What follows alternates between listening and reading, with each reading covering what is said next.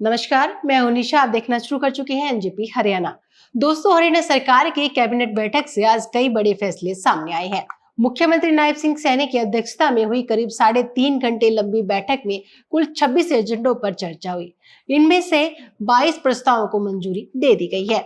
इन फैसलों का असर प्रदेश के लाखों लोगों पर पड़ने वाला है। अग्निवीरों को सरकारी नौकरियों में आरक्षण, इलेक्ट्रॉनिक वाहन खरीदने वालों को टैक्स में भारी छूट, प्रॉपर्टी टैक्स का नया फॉर्मूला, लाल डोरा में मालिकाना हक, रेवाड़ी में नई इंटरनेशनल यूनिवर्सिटी और एमएसएमई सेक्टर की नई नीति जैसे कई अहम फैसले लिए गए हैं। आइए एक एक करके जानते हैं कैबिनेट के सभी बड़े फैसले। हरियाणा सरकार ने अग्निवीरों के पुनर्वास को लेकर बड़ा फैसला लिया है। अब हरियाणा के पूर्व अग्निवीरों को इंडियन रिजर्व बटालियन, फायरमैन और वाइल्ड लाइफ गार्ड की सीधी भर्ती में 20% हॉरिजॉन्टल आरक्षण मिलेगा। सरकार पहले ही group B, group C, police constable, forest guard, jail warder और माइनिंग गार्ड जैसी भर्तियों में भी अग्निवीरों के लिए आरक्षण लागू कर चुकी है। यदि आप हरियाणा में इलेक्ट्रॉनिक वाहन खरीदने की योजना बना रहे हैं तो यह खबर आपके लिए बेहद महत्वपूर्ण है।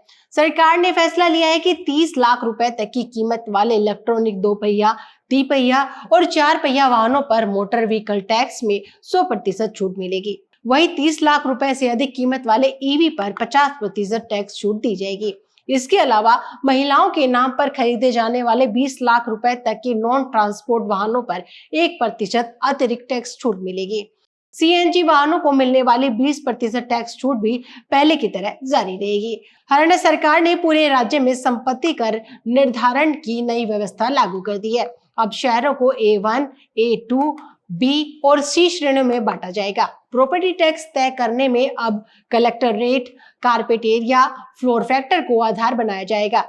सरकार का कहना है कि इससे टैक्स प्रणाली अधिक पारदर्शी बनेगी। सरकार ने कई श्रेणियों को विशेष छूट भी दी है। लाल डोरा क्षेत्र के मकानों को 75% प्रॉपर्टी टैक्स छूट, महिलाओं के नाम संपत्ति होने पर 25% छूट, दिव्यांगों को 10% छूट, वेस्ट मैनेजमेंट अपनाने वाली सोसाइटी को 10% रिबेट, जबकि धार्मिक स्थल, सरकारी अस्पताल, सरकारी स्कूल, धर्मशाला, अनाथालय, वृद्धाश्रम, कब्रिस्तान, शमशान और कृषि भूमि को पूरी तरह प्रॉपर्टी टैक्स से मुक्त रखा जाएगा।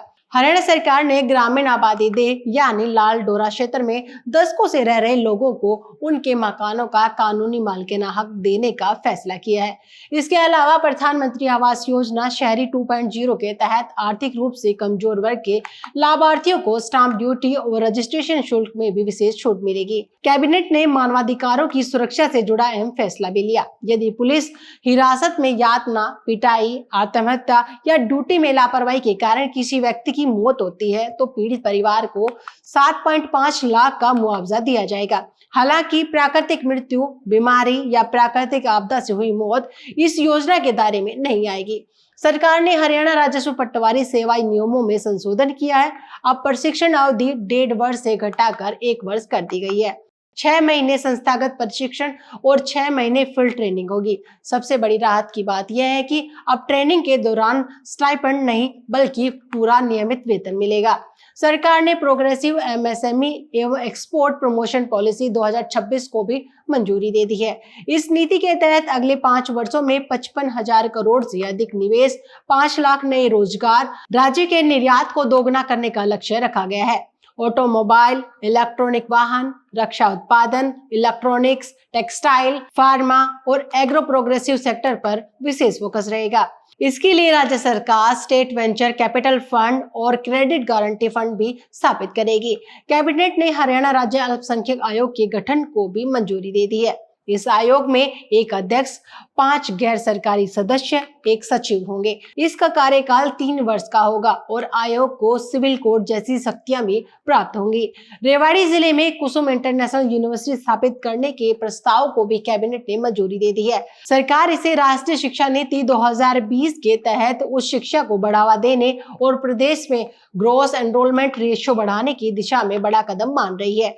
यदि विधानसभा में बिल पारित हो जाता है तो रेवाड़ी को जल्द ही नई निजी अंतर्राष्ट्रीय विश्वविद्यालय की सौगात मिल सकती है। मुख्यमंत्री नायब सिंह सैनी ने बताया कि इस वर्ष संत गुरु रविदास जी की जयंती पर प्रदेश के सभी जिलों में कलश यात्रा निकाली जाएगी। कलश की शुरुआत गुरुग्राम स्थित शीतला माता मंदिर से होगी और वहां से पूरी हरियाणा में यात्रा निकाली जाएगी।